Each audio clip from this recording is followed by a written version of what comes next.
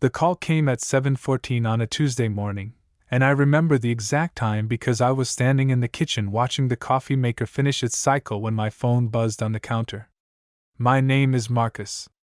I'm 41 years old, I'm a structural engineer, and until that Tuesday I had believed, with the particular confidence of a man who pays attention to load-bearing things, that I understood the structure of my own life. It was Diane's number on the screen. She'd left early, a client meeting, she'd said the night before, touching my arm briefly in the way she'd been doing lately, the kind of touch that communicates presence without intimacy. I picked up. Marcus. Her voice had a quality I hadn't heard in it before. Not panic, something more controlled than panic, but related to it. I'm at St. Anselm's. I need you to come. Are you hurt? Is Owen? Owen is fine. He's at school. Marcus. A pause, very short and very dense. Just come. I went. St. Anselm Medical Center was 11 minutes from our house on a Tuesday morning with light traffic. I made it in 9. The woman at the emergency desk directed me to the 4th floor, and I took the elevator with the specific blankness of a person moving through a situation they have not yet been allowed to understand. Diane was in the hallway outside room 412. She was standing very straight, wearing the gray blazer she'd put on for her meeting, her arms crossed. Not defensive, contained. The way she stood when she'd already made a decision and was waiting for the conversation to catch up. I looked at her face. Then I looked through the window and the door of room 412. In the bed was a boy. Maybe 5 years old. Dark-haired, small, with an 4-line in his left arm and a hospital bracelet on his right wrist. I looked at Diane. Who is that? I asked. She held my gaze for 3 full seconds without looking away. His name is Felix, she said. He's mine. The hallway was very quiet. Someone's shoes squeaked on the linoleum somewhere down the corridor. I looked through the window again at the boy in the bed, at the name on the bracelet, Felix, and understood that the structure I had believed in completely had just revealed a load-bearing failure I had never once thought to inspect. 11 years is a long time to build something.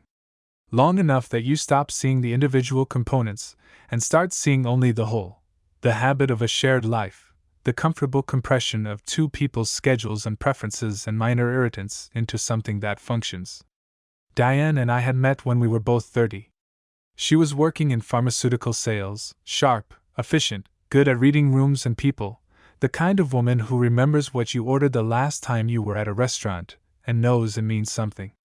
I was 3 years into my own practice, taking on mid-scale commercial projects, working too many hours and not minding because the work felt solid. We married after 2 years. Owen came in the 3rd year of marriage. We bought the Crestwood Falls house when he was 18 months old. Ordinary life. The structure held.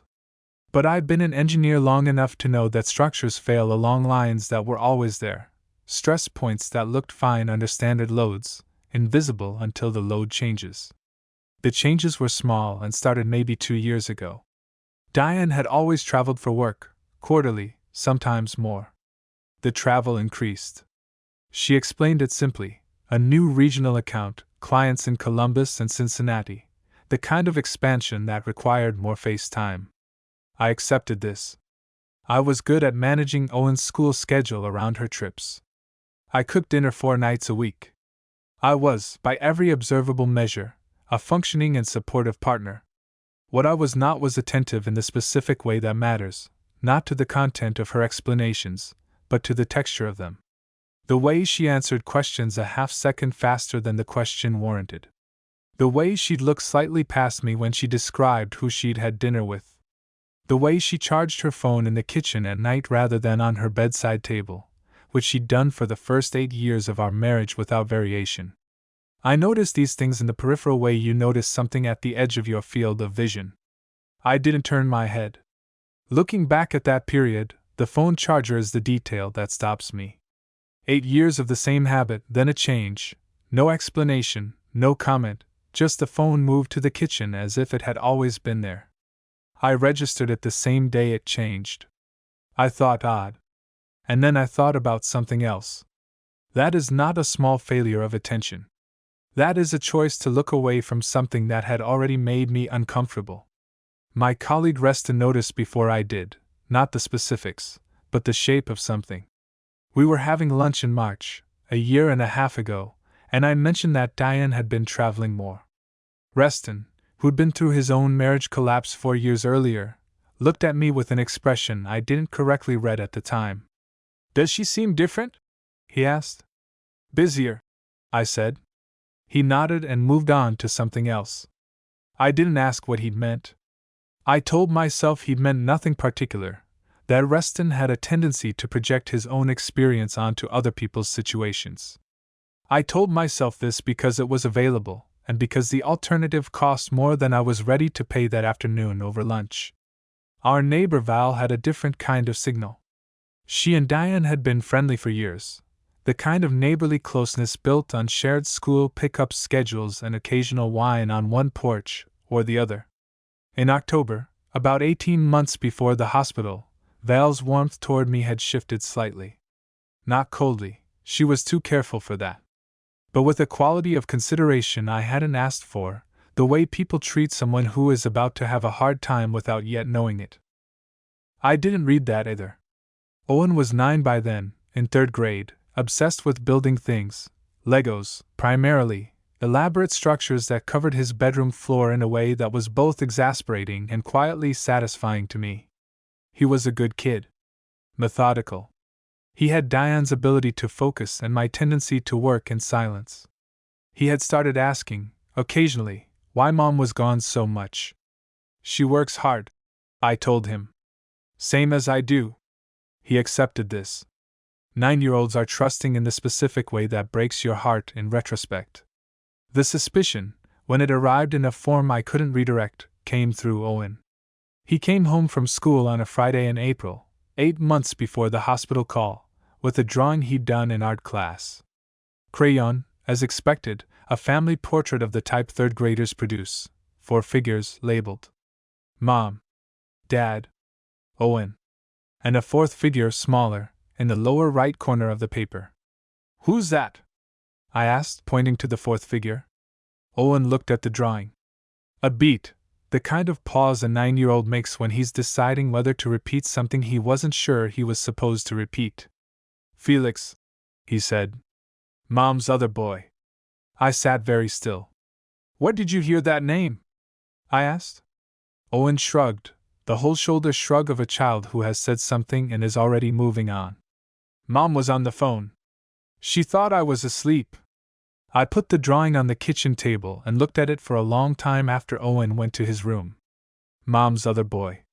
The thing about a structural engineer is that he doesn't panic when a number is wrong. He goes back through the calculations. He looks for where the error entered. The panic comes later, after the calculations are complete, and the number is still wrong and there's no more arithmetic to perform. I went back through the past 2 years with the drawing on the table in front of me. The Columbus trips.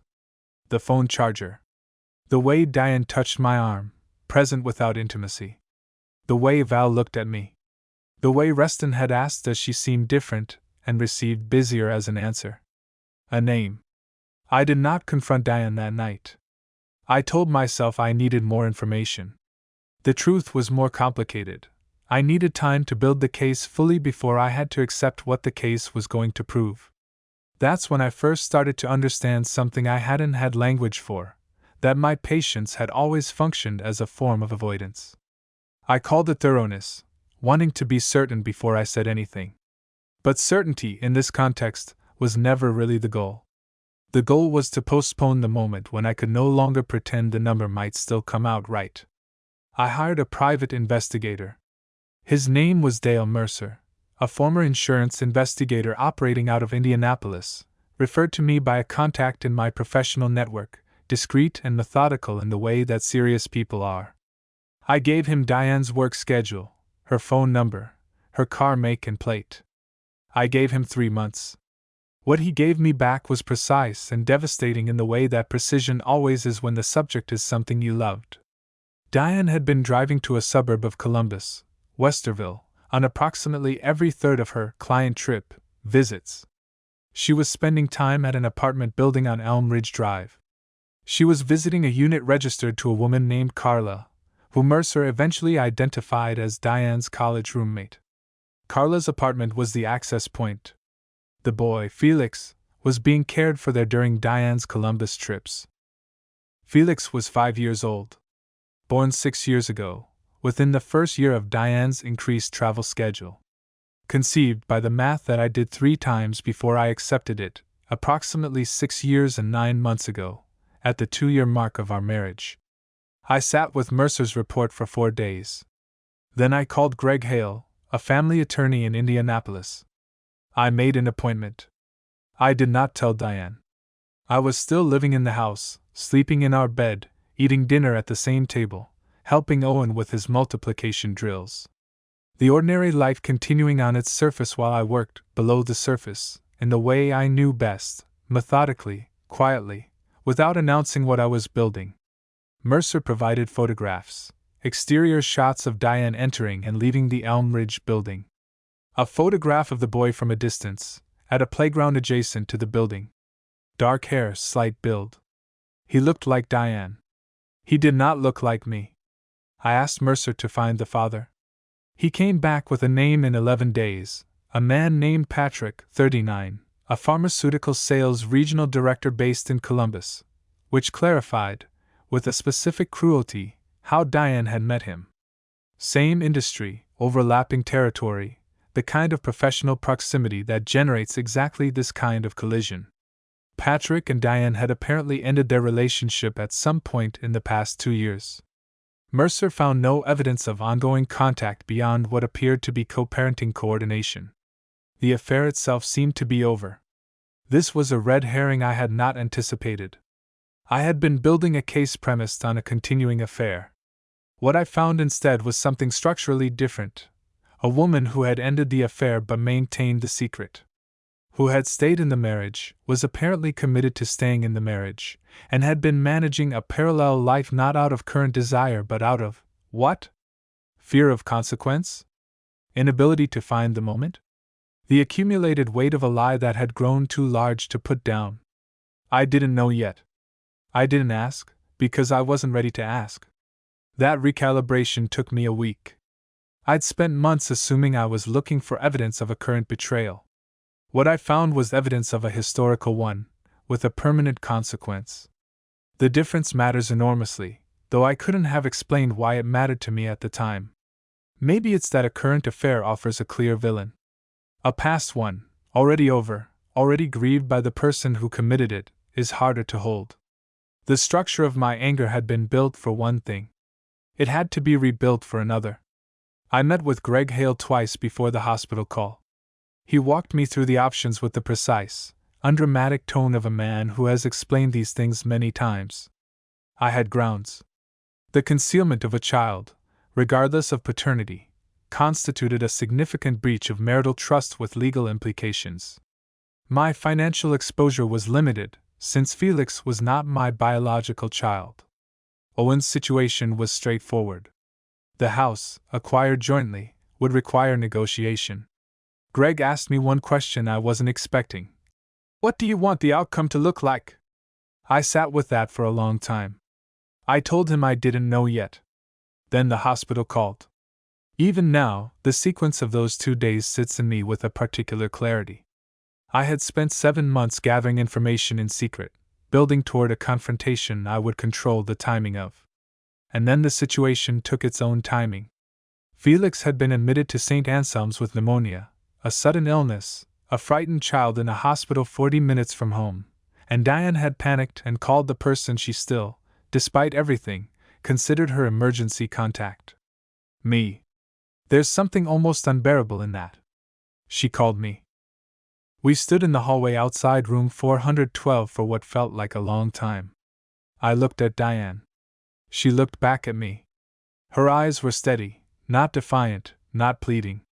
The eyes of someone who has been waiting for this conversation and has decided to meet it standing up. How long? I asked. He's 5, she said. You can calculate it. I mean, how long have you been managing this? From the beginning. She exhaled slowly. I found out I was pregnant 6 weeks after we got back from that trip to Portland. You remember Portland? Owen had just turned 3. I remembered Portland.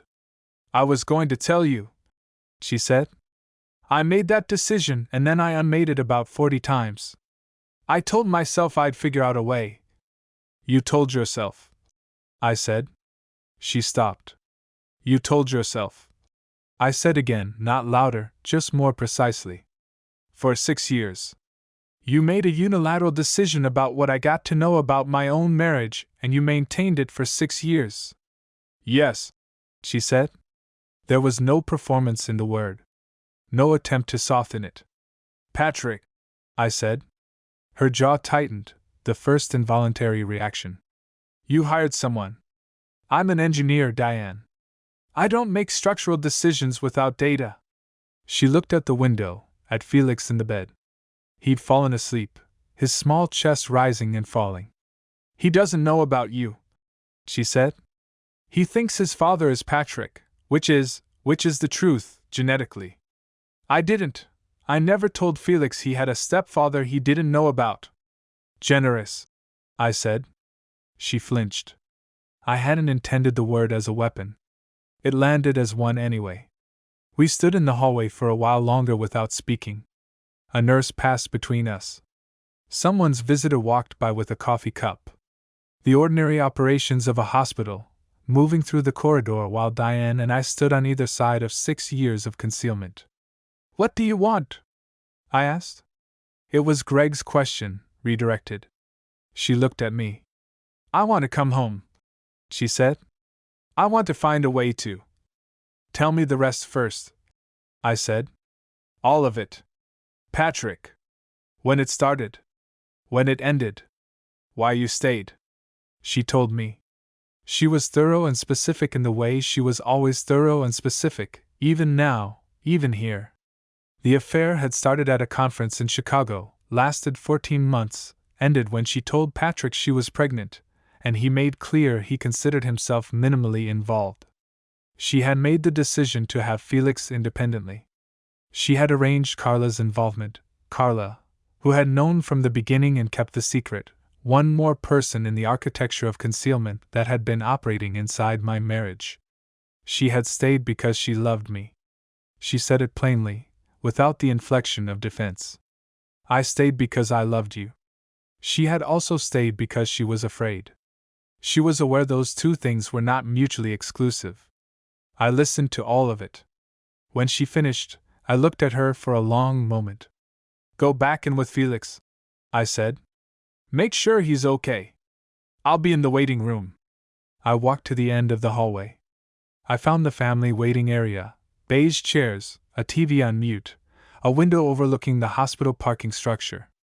I sat down and called Greg Hale's office and left a message saying I needed to move forward. What I felt in that waiting room was not what I expected. I had anticipated the rage of a man who had been made a fool of, and that was present, but it was underneath something quieter and stranger. I kept thinking about the fact that she'd called me. That her first instinct in a crisis involving the child she'd hidden from me was still to call me. I turned that over for a long time. I didn't know what it meant, but it meant something, and I was honest enough with myself to admit I couldn't determine what yet. The unexpected twist did not come from Diane. It came from Patrick. 3 weeks after the hospital, after I had moved to a rented apartment on Clement Street and Greg had begun the formal proceedings, Patrick filed paperwork asserting shared parental rights over Felix and requesting a custody arrangement. This was, legally, his right. Felix was his biological child. Patrick had apparently decided, at the point of Diane's crisis, to become present in a way he had not been for 5 years. What emerged in the subsequent weeks of family court proceedings reframed the situation in a way I had not anticipated. Diane's attorney presented documentation showing that Patrick had, over the past 2 years, made several attempts to become involved with Felix that Diane had resisted. She had kept Felix at arm's length from Patrick not out of convenience but out of a genuine belief that he would be unreliable and that Felix would be damaged by partial, inconsistent contact. The documentation included Patrick's own communications, Erratic, sometimes hostile, clearly the record of someone who had made his claims about fatherhood in theory and executed them poorly in practice. The picture that emerged was not the picture I had been carrying. Diane had not been protecting a comfortable arrangement. She had been raising a child largely alone, at significant personal cost, managing logistics and concealment and Carla's generosity, and her own guilt, while trying to keep the marriage functioning and a 5-year-old boy stable. She had made a catastrophic original decision. Everything after that decision had been, in its own way, an attempt to contain the damage without causing more. I sat in Greg's office after one of the hearings and thought about structures again. About how the worst failures are rarely single events. They are the accumulation of secondary responses to an original error, each one reasonable in its immediate context and collectively catastrophic. The divorce was finalized in October. Owen spent 2 weeks crying and 1 week asking questions, and then, because he was 9 and resilient and fundamentally his own person, began the business of adjusting. He stayed in the Crestwood Falls house with Diane, which was right. I saw him 4 nights a week, every weekend. I helped him with his Lego projects on Saturday afternoons. The structures on his floor grew more elaborate. Diane called in November. She did not ask to come back, not directly. She said she wanted to talk. She said she'd made an appointment with a therapist and that Felix had started at a new school that was going better than expected. She said she missed the way we used to have coffee on Sunday mornings. I listened to all of it. Then I told her I hoped she and Felix were okay. I told her Owen had a good week. I told her I'd see her at pickup on Thursday. I said goodbye and hung up. The apartment on Clement Street is smaller than the house. I don't dislike it. I have a desk by the window where I spread out my project drawings on evenings when Owen is with Diane, and the city sounds come up from the street in a muffled, continuous way that I've come to find useful for concentration. I work until late. I sleep without the particular light watchfulness that had become, I now understand, my default state for the last 2 years of the marriage. I think about Felix sometimes, a boy I've never spoken to, being raised by a woman I was married to for 11 years, in a city 40 minutes away. I don't know what I feel about that. Something complicated and unresolved that I've stopped trying to compress into a simpler shape. I think about Owen more. About the drawing he brought home from school, 4 figures, the 4th one in the lower right corner, the name he'd overheard and put down in crayon with the matter-of-fact trust of a child who assumes that what he knows and what his parents know are the same set of information. They weren't. Not for a long time. What I've learned in the months since is that the structures I build professionally have one quality that personal structures often lack. I know where every joint is. I designed them. I can locate every stress point and anticipate how it will behave under load. The structures we build with other people are different. We design them together, imperfectly, without blueprints, and we make assumptions about what the other person has built on their side without always checking the work. Diane didn't give me the blueprints. I didn't ask for them often enough. Neither of those things is a complete explanation for what happened. But they are, between them, the most honest account I have. The coffee on Clement Street is adequate. The window faces east, and the light in the morning is clean and direct. That's enough for now. What Marcus's story ultimately exposes is a particular mechanism of concealment, not the dramatic, obvious kind, but the incremental kind, where each small decision to maintain a secret is made in response to the last one and feels, in its own moment, like damage control rather than deception. Diane's original betrayal was the affair. Everything after that, the pregnancy, the decision to carry Felix to term, the 6 years of parallel management, was, from her internal perspective, a series of responses to an error she couldn't undo. This is how long deceptions work. They don't usually begin as grand schemes. They begin as a single decision to not say something right now, and they grow into architecture by accumulation. By the time Diane might have dismantled it, the structure had become load-bearing for too many other things: Felix's stability, the marriage itself, Owen's unbroken domestic world. The story's twist, Patrick's belated assertion of parental rights, reframes not just Diane's behavior, but the moral landscape of the entire narrative. For most of the story, the audience has been positioned to view Diane through the lens of what she concealed from Marcus. The Patrick documentation reveals that she was also, simultaneously, protecting a child from a father who had demonstrated his capacity for absence. This doesn't absolve her of the original deception, but it complicates the simplistic reading of her as a woman who hid a child for convenience. She had built something, imperfect, ethically compromised, but functional, and she had built it mostly alone. What Marcus's arc reveals about the husband's psychology is equally important. He is, by his own description, a man who understands load-bearing structures. He noticed the phone charger. He noticed Reston's question. He noticed Val's careful warmth. He noticed all of it and filed it, not because he lacked perception, but because he had organized his relationship around the assumption that Diane was the emotional monitor and he was the steady infrastructure. When the monitoring failed, he had no secondary system. The moment he hired Mercer was the first time in the marriage that Marcus applied his professional methodology to his personal life. The result was devastating but clarifying. What he found was not the affair he expected. The affair was over, but the hidden consequence of it, still present, still requiring management, still shaping everything. This distinction between a current threat and a historical one was the pivot on which his entire emotional response had to turn. He built an anger with one shape. Reality required a different one. The ending, Diane calling about Sunday coffee, Marcus saying goodbye and hanging up, is not coldness. It is the exact calibration of a man who has done the emotional arithmetic correctly and arrived at the only honest number. Not hatred. Not forgiveness yet. Not the door slammed dramatically, but the door closed with precision. What stays with me about Marcus's story is the drawing.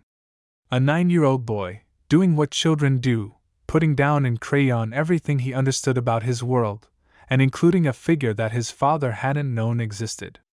He didn't know it was a secret. Nobody told him it was a secret. He heard a name his mother said on the phone and he added it to the family portrait because that's how children experience the world, inclusively, without the adult machinery of what to say and what to leave out. There's something about that image, the fourth figure in the lower right corner, labeled Felix in third-grade handwriting, that I think is the moral center of this story. The truth was always there. It was 9 years old and drawing pictures, and it found its way out in the most ordinary, accidental way imaginable. That's usually how it happens. Not through investigation or confrontation. Through a child who just told the truth because no one had told him not to.